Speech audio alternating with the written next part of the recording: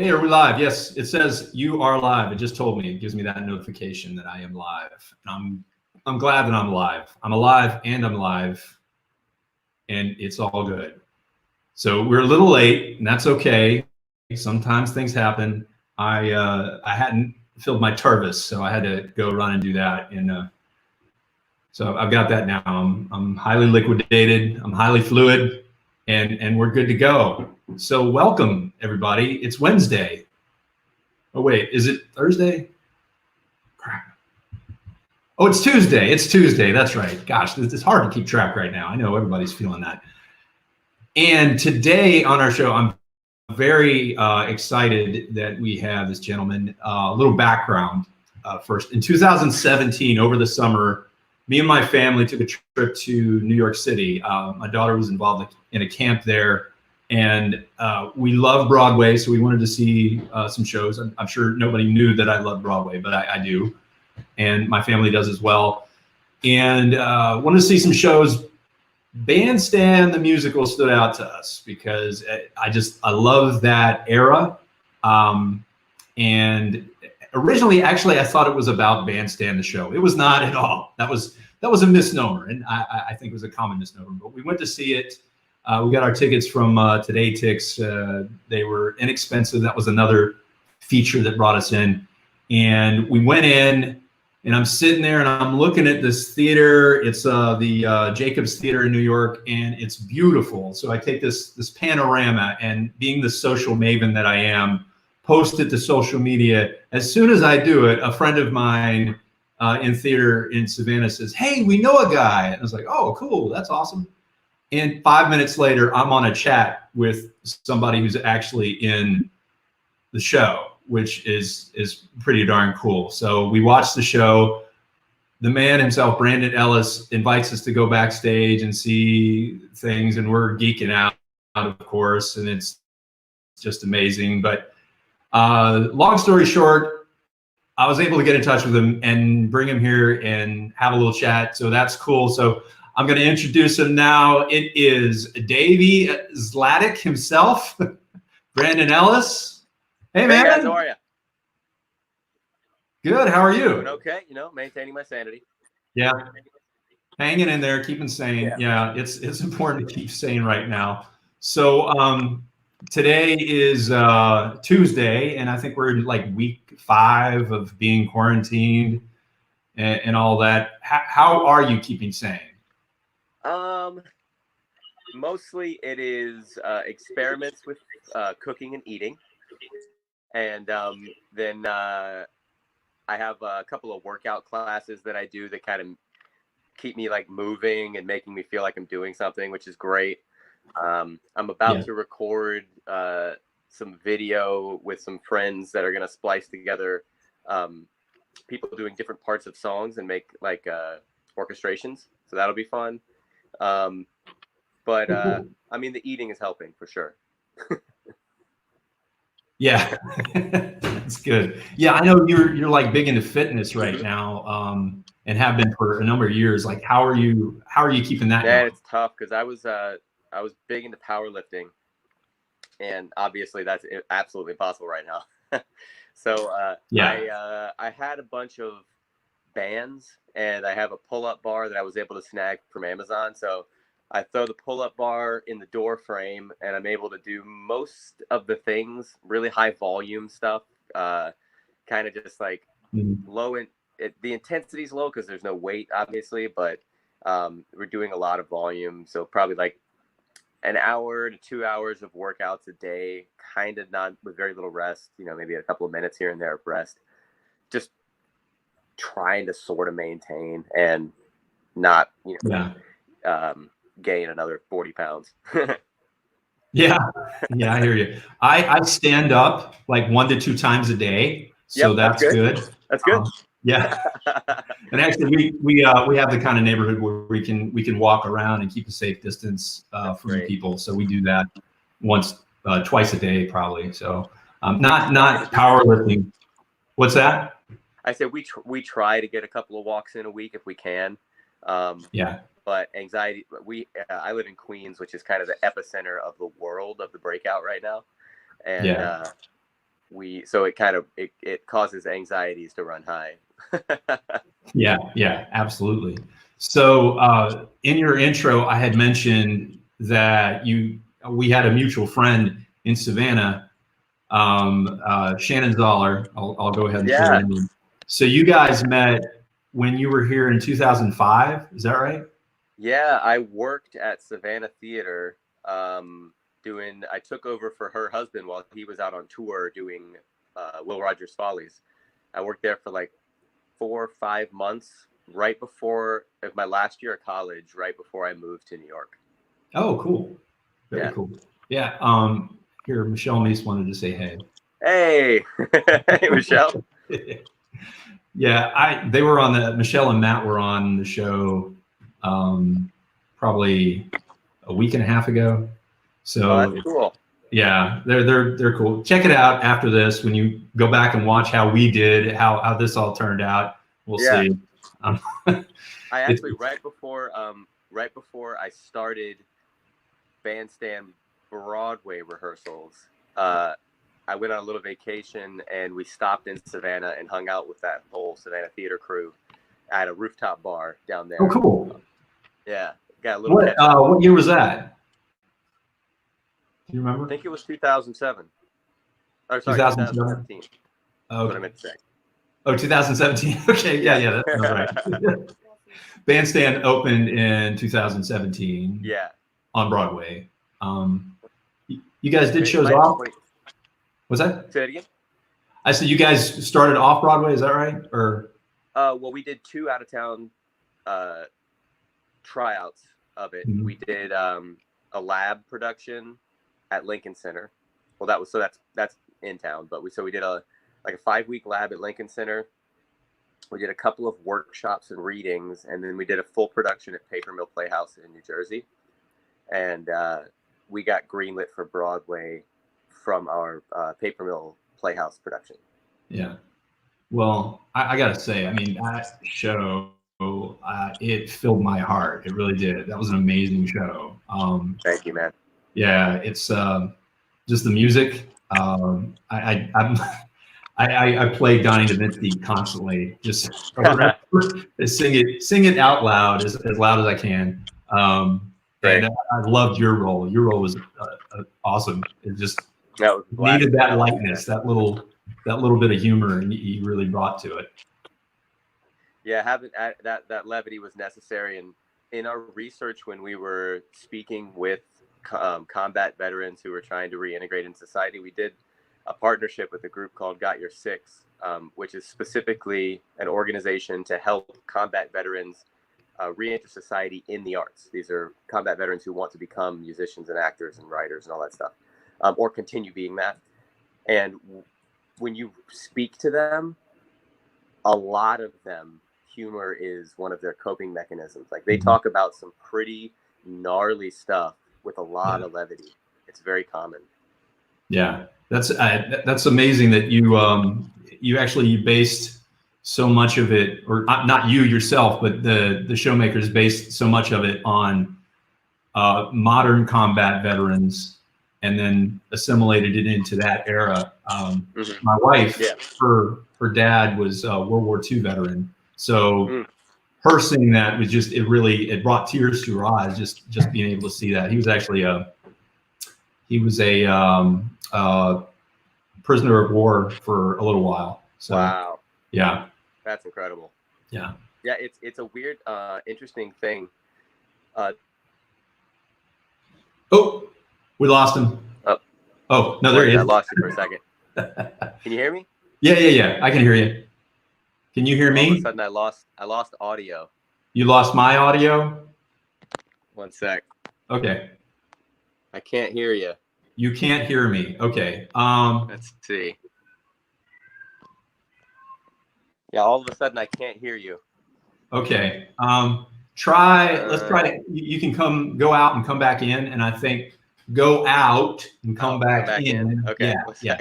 All right. So he's going to be gone for a second. I like that I'm able to use sign language to infer things, but yeah, Bandstand was amazing. It was only on Broadway for 2017. It ended probably right at the beginning of 2018, but an amazing show. And I believe it's on tour now, not now, but it was on tour. Like local theaters were doing it, putting up productions of it, and the rights are out for that. I think he's back, and I will let him know. I'll let him know. Can you hear me now? I'm back. Yep. Okay, cool. I was just telling everybody what a great show it was and how it was on from 2017 until the very beginning of 2018. The very end of 2017, actually. We ran about 6 months. Okay, it was a 6 months run. And I think the rights are out to do it regionally now. Somebody may be trying to bring it here. I'm not really sure. I'd love it if they did. God, that'd be cool. Show. Yeah. And we had talked a while back about having somebody do it here. You guys having like a little concert here. You guys were doing that for a little while, I think. Yeah. Which would have been so cool. But yeah, I don't have the money right now. It's tough, and it's tough to get Laura and Corey, especially now that they're both TV stars. Corey's a series regular on a new Fox show, and Laura Osnes is now in like a new Hallmark movie every 3 months. So yeah, getting her anywhere getting either of them anywhere, particularly at the same time, is really hard now. Yeah. We actually, other thing about Corey is we actually saw him in Newsies, and I had no idea what the show was, but then we saw him on stage. I was telling Helen, my wife, there's a guy. Remember that guy from Newsies? He's up there. And, yeah. So very different. Well, not so much. Kind of the same. They're both kind of revolutionaries. Yeah. So I got to ask, Ryan McCurdy? Yeah. Yeah. Yeah, we worked at Heritage Repertory Theater together when I was in college. Okay, cool. Very cool. Yeah, I had asked him because I know that he did once somewhere. I don't think he did once with you. Oh wait, sorry, Ryan McCurdy. He was a he was a PA on Once Broadway. Oh, okay, all right. So he was in the theater a lot doing PA stuff. Okay, yeah. He's still up there in New York, and we had a conversation on here like a week and a half ago as well. So cool. Yeah, he gave you a shout out. He's not on here, but he messaged me on Facebook. So that's awesome. Yeah. He's a good dude, talented. Yeah, he's musically gifted too. He's pretty talented. So speaking of Once, you were in the entire run of Once, is that right? Yeah, I did all of Broadway, and then I went over to London and I did it on the West End until it closed. Okay. So as far as your character in Once, you basically filled in a lot, or was it? On Broadway, I was a offstage swing, so I went offstage standby, I guess would be a more correct term. So I went in for 5 different roles. I played Billy, bank manager, Eamon, Andre, and Svetch. And then when I went to London, I took over the role of bank manager, and I did that role the entire rest of the West End run. I have not had a chance to see the show. I fell in love with the movie. The music is amazing. I love the music. And I gotta say, man, I know I'm biased, but the movie's beautiful. Musical's better. Enda did a great job of fleshing out the script to make the story better.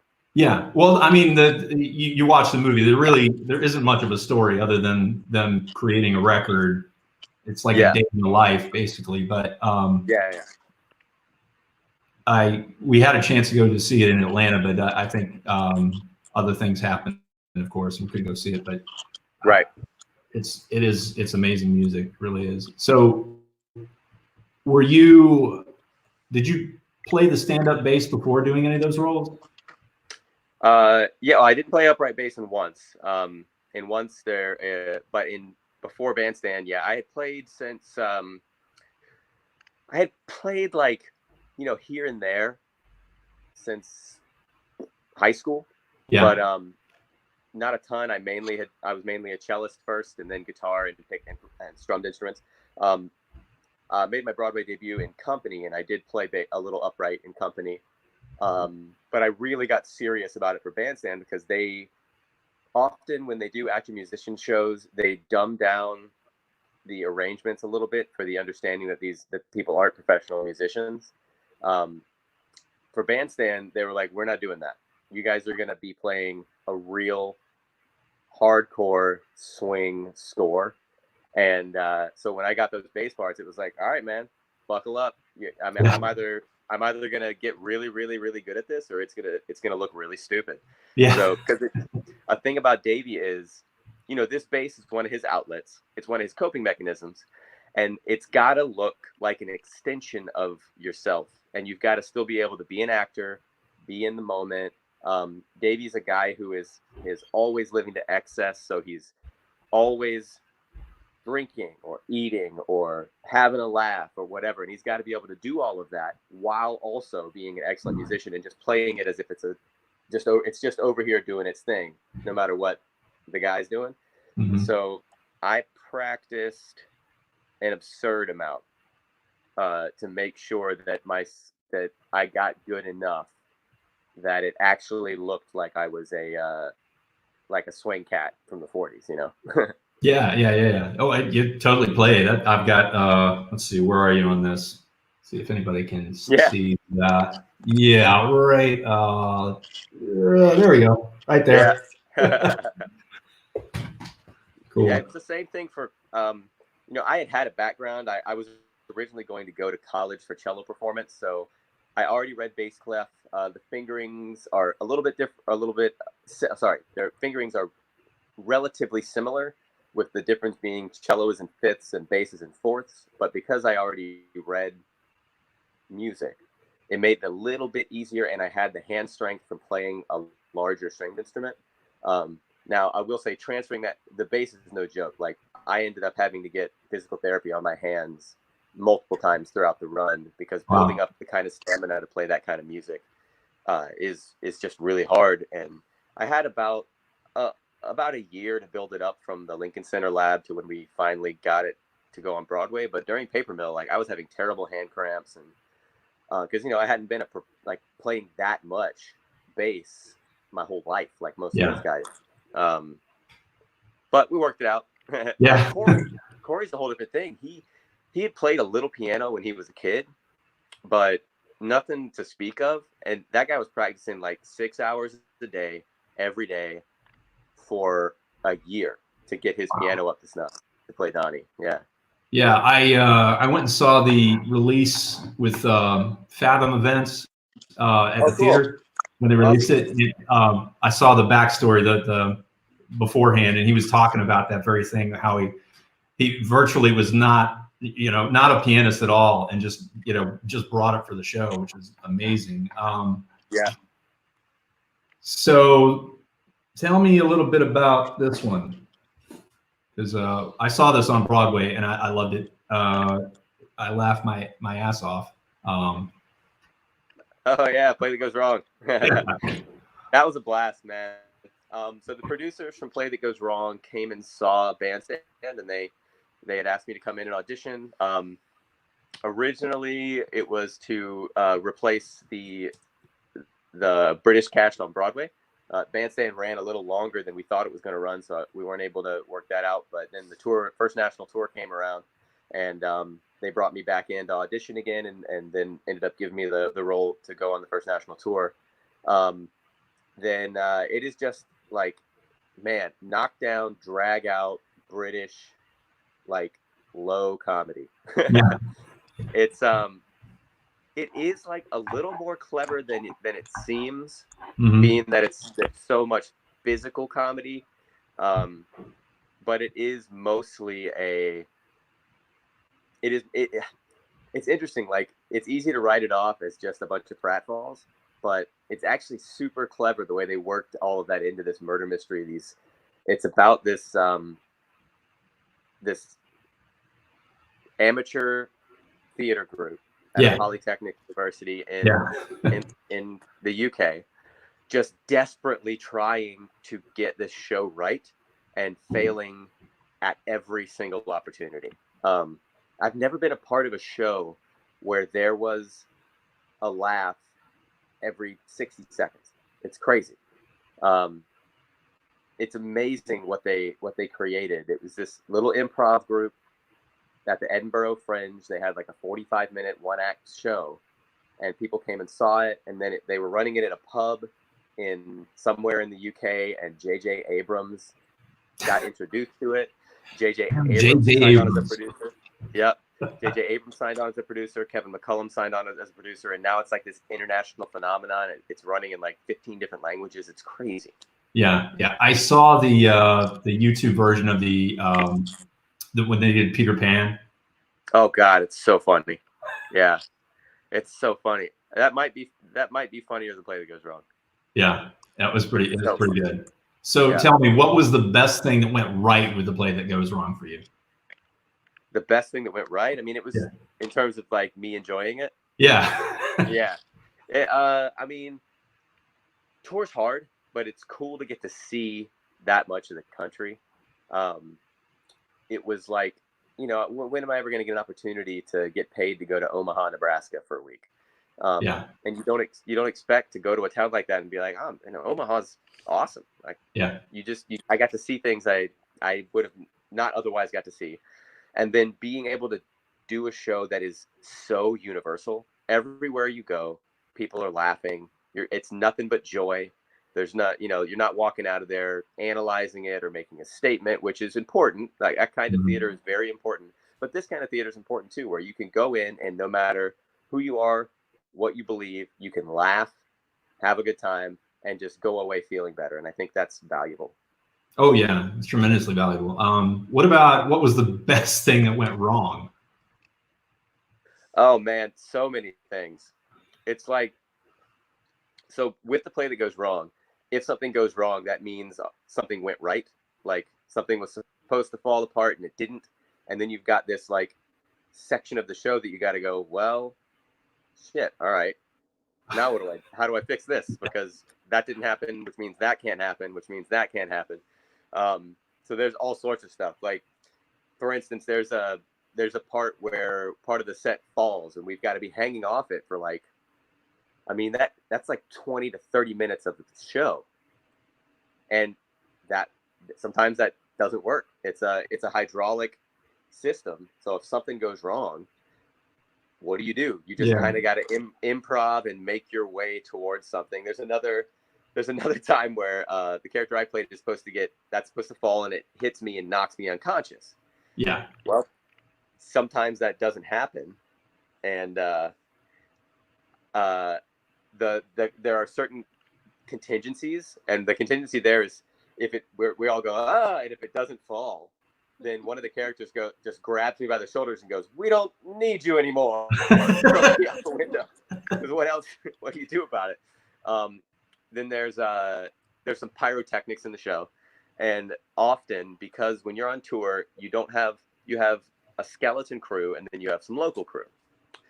And the pyro has to be a local person in every place. Right. And it's tough because there's one little section with pyro, and then you've got like 90 minutes where you've got to like be paying attention and then be ready for that one little section. And often people just space out and miss it. And so then like the thing happens, pyro's supposed to happen. Everybody, you throw the thing, it's supposed to explode. Everybody, you know, goes to anticipate it, and then nothing happens. And then the pyrotechnic guy goes, "Oh no," and then hits it late, and then you've already begun to move on, and then it happens. Trying to think of some other stuff that went wrong. That's almost funnier though. I mean, the reaction's already there, and everybody's like, "Oh, what are they reacting to?" And then it happens. Yeah. Then there's this one. Sometimes if things can get stuck, because some of it's electromagnets, some of it is pins and levers. And there was a time where, actually 3 times, this lever got stuck for whatever reason. Maybe it wasn't oiled or something. And it's a shield that's supposed to swing and hit this guy in the face. And multiple times, the lever was pulled, it didn't move. He walked, and then it moved and actually hit him in the face. Like 3 times. No. Yeah, the 3rd time, he actually had a concussion. And we ended up having to like seriously alter that bit because he got hurt. Yeah, it's so physical. Pretty much all of us. You'll see me messing with my neck a lot. All of us came out of that tour with some long-term injuries that we're having to like figure out how to work around. It's better now, but for a while there, the whole right side of my body, my right hip, groin, knee, shoulder, neck, all of it was kind of messed up because of this one bit I have to do that is so jerky and one-sided and just not set up for my body proportions.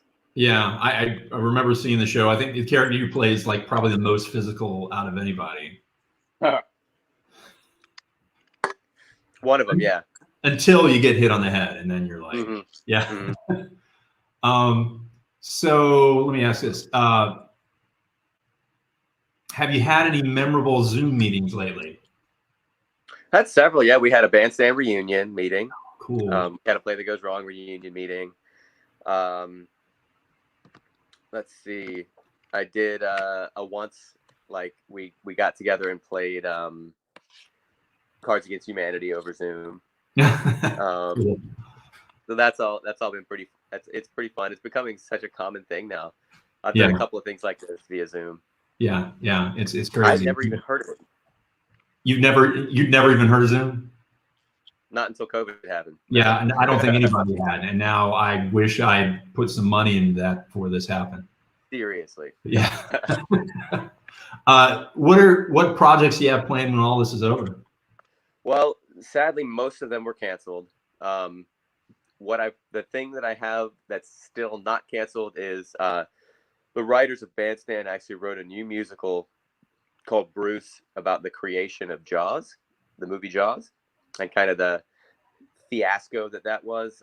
There's a whole novel about it, but it's a crazy story. And I went out to Seattle to do a workshop of it in February, right before this whole situation happened. And we got greenlit for a co-production at Seattle Rep and Paper Mill. And so as of now, that is still happening. The Seattle Rep production in the fall, Paper Mill in 2021.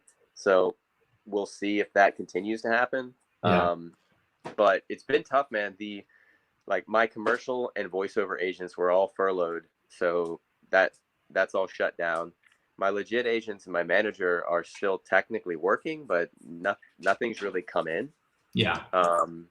I've had some conversations with some people in LA, but nothing is like concrete because they don't know, like, how do we shoot things now? We can't have a crew. How do we how are we going to do this? And nobody's really figured out what moving forward is yet. Yeah. So I'm just crossing my fingers that at least those two things are still happening, but there's no telling now. Things are getting canceled by the day. The new news on Broadway is that they're only going to reopen 10 legacy shows. They're not going to reopen the whole Broadway community. And then if those 10 legacy shows do well, like people aren't scared to go to a public gathering, then they may reopen the rest of Broadway. But so many shows are canceled, closed early. It's pretty devastating.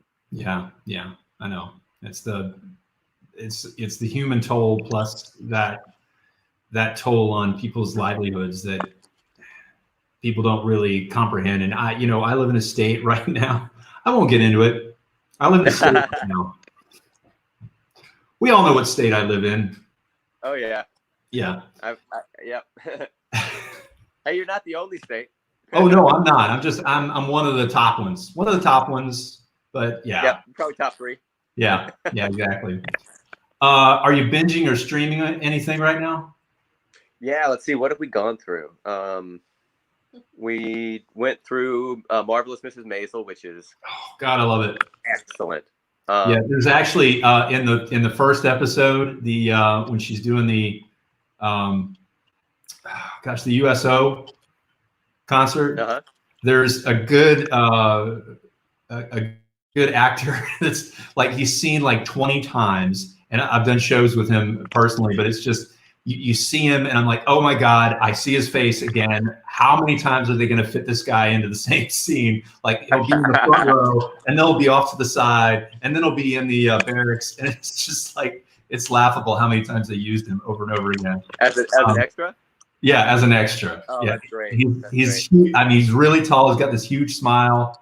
He was Sky in the first and the third run of Mamma Mia that I did with Savannah Theatre. So. Oh, cool. Galen. Yes, Galen Schneider. I'll say his name. Maybe somebody will hear it and pick him up or something. But yeah, he was doing like a cruise when all this stopped. Oh, cool. Yeah. Well, he was on a boat when all this started. So he was on it when it started. Yeah. So he was stuck for a little while. I think he's off now. Yikes. Yeah. Did they get hit really bad by it? I think the company did for sure. For them, for his group, they were able to port for a little while and get supplies and go back out to sea for a couple weeks, and then they were able to get off. So it was I think they had like an extended party on boat. Wow. But it is crazy time. Crazy time. It's crazy time. Yeah. But yeah, we what else did we? Marvelous Mrs. Maisel. Warehouse 13 is a sci-fi show. Oh yeah, I'm familiar with it. I haven't seen it, but yeah. Oh, Stargate Atlantis, another sci-fi show. Yeah. We're currently watching Grimm, which is oh yeah. You know that one? Yeah. It's a couple of great actors on there, David Glentoni and Russell Hornsby that I really like watching. Then let's see, what else are we? It's hard to keep up with. She's binging a show that RuPaul created on Netflix right now. I'm not watching it, but she's watching it, and it's pretty funny. Yeah. I keep saying it. Everybody keeps mentioning shows on Netflix that I should watch, and every time I'm like, I gave up Netflix. Can I borrow your subscription? I'm not going to ask you. I'll shoot you the login details. Okay, cool, very cool. I got one thing, and it's not a go or no go. You have any songs for us today? Let's see. What do I have nearby that I could? I don't think I have anything in tune. I kind of threw that. I'll pan you over to I have not one but two upright basses in here. Oh wow. And I've got there's my cello and my guitar in the corner. And then here's my mandolin, bass guitar, second bass guitar. Stuck in the corners. Stuck in corners, trying to get them out of the way. Yeah. They drive crazy. We have a 600 square foot, 1-bedroom apartment, and I've got two upright basses in it. That is so funny. Yeah. My son, he's a pianist. And they tried to convince him to do upright bass a couple of years ago. He said no. Maybe he'll do it. I don't know. Hey, I mean, honestly, I wish I would have learned piano first. You just understand theory so much better. Every piano player I know that really knows it. Nate, the guy that played Jimmy, saxophone's like his fourth instrument. Piano is his first. He's a piano performance major from Berkeley. So he gets theory so much better because on a piano keyboard, it's all laid out in front of you. So you can just look down and go, there's the fourth, there's the fifth, there's the minor third. It's easy to see, and you can just take that keyboard and put it on a fretboard, like all the people I know, like David Abelis, who I did once with, he was the original Amon. He was also Jerry Lee in the $1 Million Quartet. And he's so good at piano that the guitar parts he came up with were just, every time when I was learning his track, I was like, how did you come up with this? It's so cool. And it's because he just gets it better because of his piano stuff. So I encourage him to branch out because he'll create just cooler stuff than other people would. Yeah, unfortunately, he's going to college next year. He's not majoring in piano, but he's really good. I wish he would. Anyway, well, great, Brandon. This has been a treat. I've enjoyed this so much. Gotcha. Yeah, and it's funny because in my head, whenever I'm talking or hearing your voice, I hear Davey Zlatic. So I was curious to be if you had that low tone when you were talking. Yeah. Very cool. All right, man. I'll let you get back to your day. I know it's busy. We all are, aren't we? Oh, yeah. Yeah, incredibly busy. Got a lot going on. Yeah. See what's next on the binge watch thing, and keep your spirits up. This will be over soon. I promise. I have no idea, but I hope. I hope. So yeah, absolutely. Well, definitely for Georgia, it'll be over soon. Yes. One way or the other, it'll be over soon. Yes. All right, man. Good talking to you. I'll see you later. Back at you. Bye now. Right. All right, guys. That's great. This has been one for the books, I guess. If I had books, I don't have books. Maybe I'll have books one day.